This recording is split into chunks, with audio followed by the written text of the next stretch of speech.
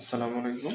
তোমাদের serving fourth সেমিস্টারের civil ডেভেলপমেন্টের সার্ভিং 2 এর বিয়ের জরিপে কিছু সমস্যা অর্থাৎ চাবার জরিপে কিছু সমস্যার সমাধান আছে।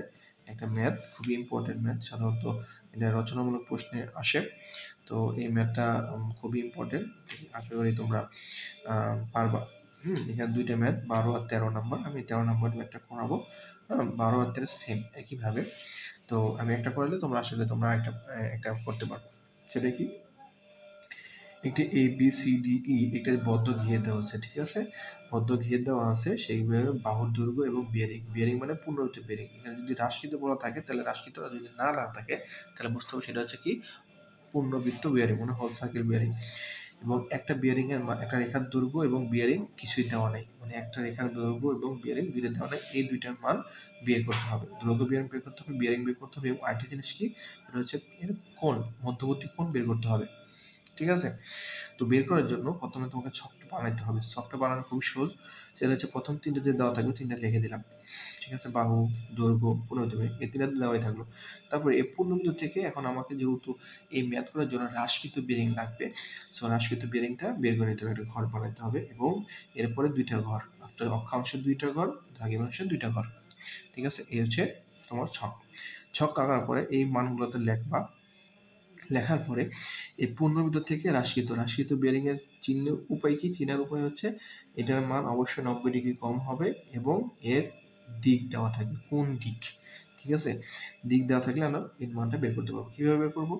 পূর্ণবৃত্ত বেয়ারিং আছে 87 ডিগ্রি 30 মিনিট। আমরা যে পূর্ণবৃত্ত বেয়ারিং কাকে জানি, সেটা হচ্ছে কি উত্তর রেখা থেকে ডান দিকে ঘুরে যে কোনো কোণ করে তাকে বলা হয় পূর্ণবৃত্ত বেয়ারিং।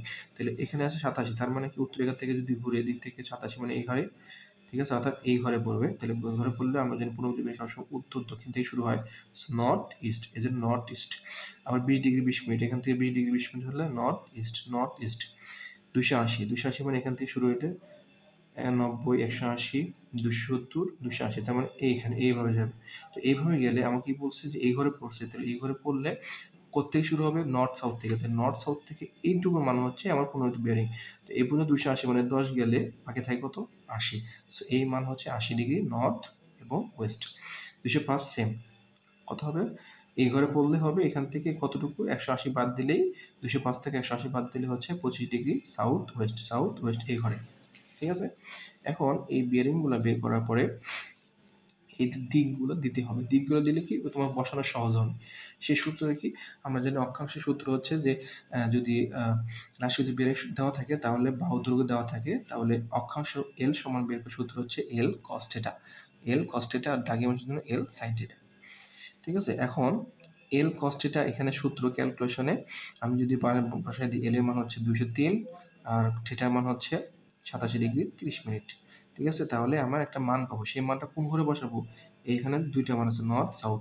এখন এখানে দেখো তো এই যে মানটা এখানে নর্থ আছে না, সেজন্য নর্থের ঘরে বসাবো। আর এটা কি ইস্টের ঘরে মানটা বসাবো। সেটা কি, এখানে যে এল সাইন থিটা এই মান বসানোর ফলে যে মানটা বেরোবে সেটা ইস্টের ঘরে বসাবো। সেম একইভাবে নর্থ ইস্ট, তার মানে কি নর্থের ঘরে বসাবো, আর হচ্ছে ইস্টের ঘরে বসাবো। এখানে নর্থ ওয়েস্ট আছে, তো নর্থের ঘরে বসাবো, ওয়েস্টের ঘরে বসাবো।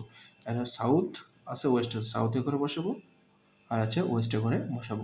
এখন কথা হচ্ছে যে এই মানটা মনে করা যায় নাই, কারণ এখানে কোনো মান আছে, দৈর্ঘ্যও নাই, কিছু বিয়ারিংও নেই, সো এখানে মান পাবো না।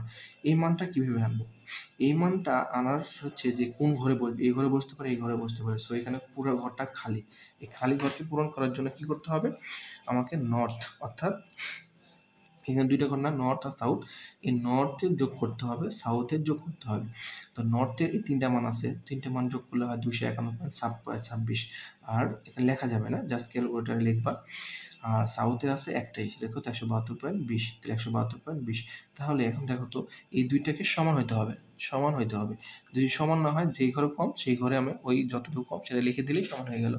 তাহলে 251.26, আর এই পাশে আছে মানে সাউথে আছে 172.20। তাহলে এখানে যদি আমার কত কম আছে, তাহলে এখান থেকে এটা বাদ দিলে যত হবে এতই কম। তার মানে কি, এখানে যদি আমি এই ঘরে সাউথের ঘরে যদি 79.06 লিখে দিই, তাহলে এই পাশে যোগ করলেও হবে 251.26, এই পাশে যোগ করলেও 251.26। একইভাবে এই পাশে যোগ দিব, যে মানটা বের হবে, এই পাশে যোগ যোগ দিয়ে সেই মানটা যদি না হয়, যে পাশে কম সেই পাশটা কত কম সেটা সেই মানটা লিখে দিলে এই যোগ করলে এই পাশে যা হবে এই পাশেও তাই হবে। এভাবে যোগ করলে যেটা হবে সেটাই হচ্ছে মান। এখন দেখো তাহলে আমরা এখান থেকে কি পেলাম, এখান থেকে পেলাম হচ্ছে এই ই এর রেখার মানে ই এর মানে ঘর পাবো কি সাউথে আর ওয়েস্টে, সাউথে এবং ওয়েস্ট। তার মানে ই এর রেখার রাশিদ বিয়ারিং হচ্ছে সাউথ ওয়েস্ট, সাউথ ওয়েস্ট। ঠিক আছে, এখন রেখা দৈর্ঘ্য পাই গেলাম। ঠিক আছে, অক্ষাংশ পেলাম, ঠিক আছে ৭৯.06 আর দ্রাঘিমাংশ পেলাম ২২.৪৩।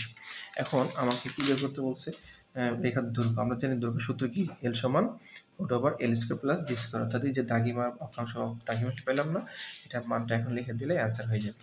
ঠিক আছে, এখন আরেকটা সূত্র জানি, সেটা হচ্ছে কি যে রেখার বিয়ারিং যদি মানে রেখার দৈর্ঘ্য দেওয়া থাকে, বিয়ারিং নির্ণয়ের সূত্র হচ্ছে অক্ষাংশ দ্রাঘিমাংশ দেওয়া থাকলে বিয়ারিং নির্ণয়ের সূত্র হচ্ছে থিটা সমান tan ইনভার্স d/L।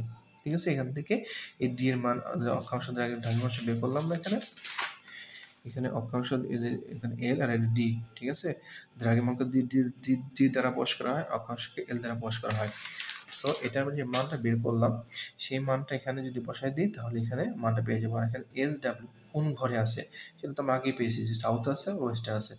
এখন এটা হচ্ছে কি 15°50' সাউথ ওয়েস্ট, তার মানে কি এই ঘরে, তাহলে সাউথ ওয়েস্ট এখান থেকে এই মানটা হচ্ছে 15°50'। এখন এটা হচ্ছে রাশিত বিয়ারিং, তাহলে পূর্ণবৃত্ত বিয়ারিং কত হবে আমাকে এই পূর্ণবৃত্ত বিয়ারিং মানটাই বের করতে বলা হয়েছে। সো পূর্ণবৃত্ত বিয়ারিং জানে কি উত্তর রেখা থেকে ঘুরে এসে এই পর্যন্ত, তার মানে এইটুকু দেওয়া আছে 15°।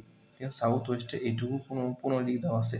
সো এইটুকু দূর কত 180, তার 15 সাথে 180 যোগ করলেই কি পেয়ে যাবো আমি, 180 যোগ করলেই এটা হচ্ছে পূর্ণবৃত্ত রেখা বিয়ারিং পেয়ে যাবো।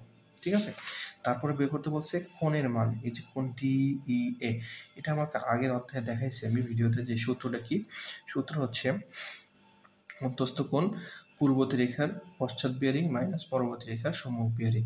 ঠিক আছে, আমি একটা ভিডিও দিয়েছি সেই অধ্যায়ে, এই অধ্যায়েরই সেই ভিডিওটা দেখলে তুমি এই অঙ্কটা মানে এই জিনিসটা আরো সহজে বুঝে যাবে। এত ভিডিওটা বড় হয়ে যাচ্ছে বিধায় আমি এখন বোঝাচ্ছি না, জাস্ট খালি এখানে বলতেছি যে পরবর্তী বিয়ারিং মানে কি, আমরা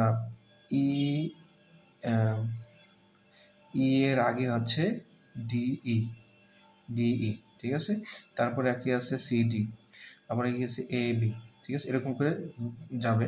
তো আমরা কি এই দুইটা ঘরের মানটা, অর্থাৎ এই দুইটা এর মান কোণ বের করতে বলা হয়েছে। তাহলে আগের বিয়ারিং হচ্ছে DE আর পরের বিয়ারিং হচ্ছে কি, মানে আগের বাহু হচ্ছে DE, পরের বাহু হচ্ছে EA।